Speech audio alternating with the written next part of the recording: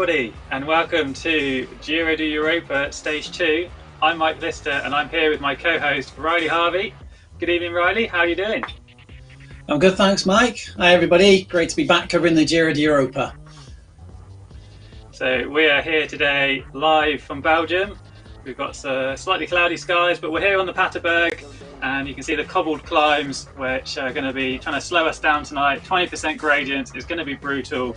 It's going to be a tough challenge after yesterday's race from Cap Formental, where we were for stage 1. We produced some exciting racing. Riley, I know you enjoyed it. You did a great job on the commentary. And any standout performances there? Well, you can't avoid the win by Hederdam there. He led it up at the beginning of the race. He was breaking away at the front, and then he took it off in the middle of the race and carried it on through to the end. There's a lot of us were questioning whether him and Rasmus Falbo will be able to hold off the pack. There was a good chasing group there, but he managed it. Some fantastic riding, all at his max limit there. Be interesting to see how much energy he's managed to save and recoup for tonight's racing. I've not yet to see if he's in on the sign-ups list yet. Oh, he's on the sign-up list. I'm not sure if he's in the pen yet. But yeah, a big test today, see if people can back up those performances from yesterday. So stage 2 then, where we're on the Ronda, 17.8 kilometres, 337 metres of climbing. We're doing 2 laps today, and Riley is going to take you through the course profile in just a second. Tomorrow we've got the Tempelhof Airport crit, which is 0 metres of elevation, which is great. Then Pienza, which is another hilly one. And then on to Dirty Riva to round up on Friday, where I'm sure people will have achy legs, although the climbs are shorter but quite brutal. So tonight's course then, Riley, why don't you give us an overview of what we've got in store for the riders this evening? Well, De Ronde, it's based in Belgium. It's one of the Belgium classics. The actual full race is a much longer race, the Tour of Flanders, but this is a sample, an excerpt that's been taken out for RGT. We've got coming into the first one, we descend from the start line down to the base of the Eau de Quermont, which is a longer cobbled climb. These are cobbled climbs, 2.2 kilometres. It goes around about 8%. Got some lulls in there and also a couple of nasty spikes up at around about 11%. Going from the Eau de Quermont, you go back onto the tarmac roads. There's a couple of nasty spikes in the tarmac roads, which will catch a few people out as well. Before you finally do the main section of the climbing and you crest. Nice long descent there. There's not much on the descent that will activate the auto braking until we hit a bit of a left-hand bend. Get some auto braking activated there, and then in typical classics fashion, we hit an immense hard right-hander right at the base of the Paterberg. You're going to get heavy braking there, and everybody's going to be slowed right down before they hit the 10% climbs. You're straight into it on the Paterberg, and then it doesn't stop. It just keeps on going up. You go 10%, 20%, then it gradually levels off. Just as your legs have spent, you're flattening off and you back around to do it all again.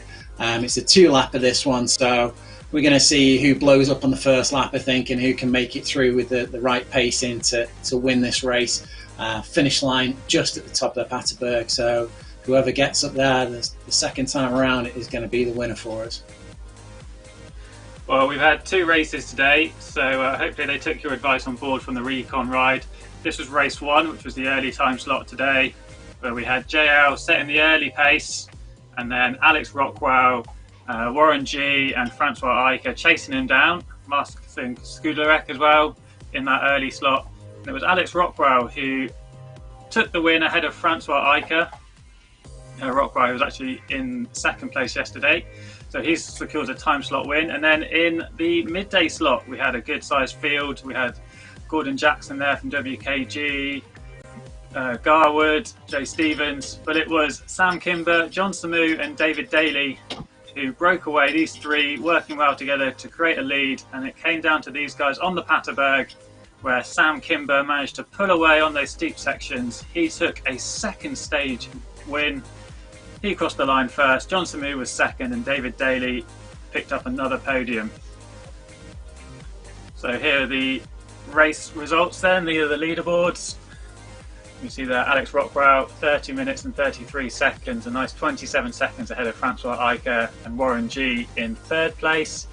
Those two were 2 minutes ahead of Warren G, so good effort by those guys. And then in race 2, you can see Sam Kimber and John Samu both dipping under the 30-minute mark, with David Daly just over at 30 minutes and 8 seconds. So how does that leave us on the series leaderboard?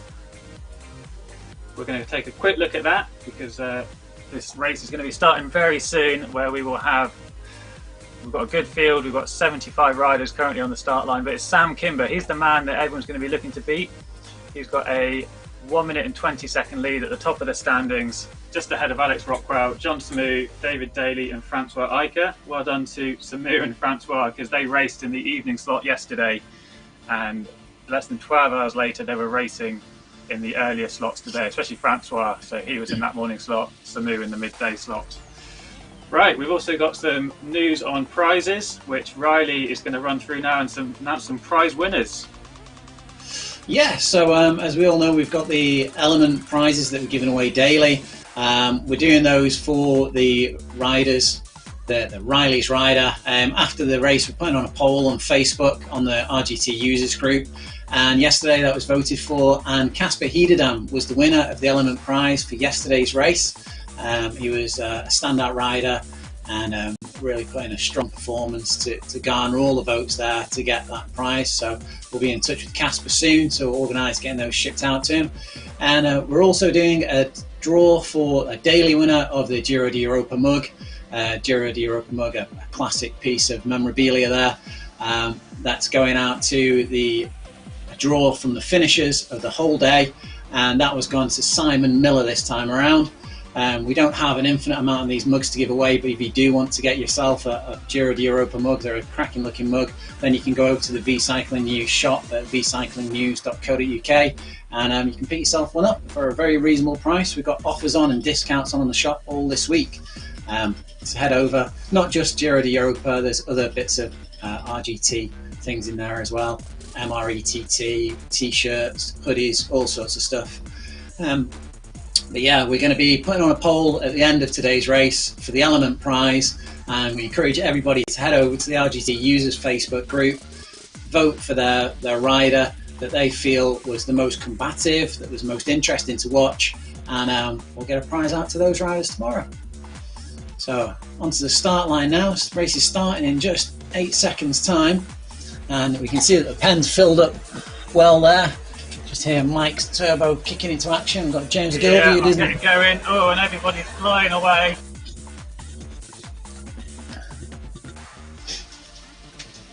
Mark Rowbottom there quickly. Tom Gakes is in there.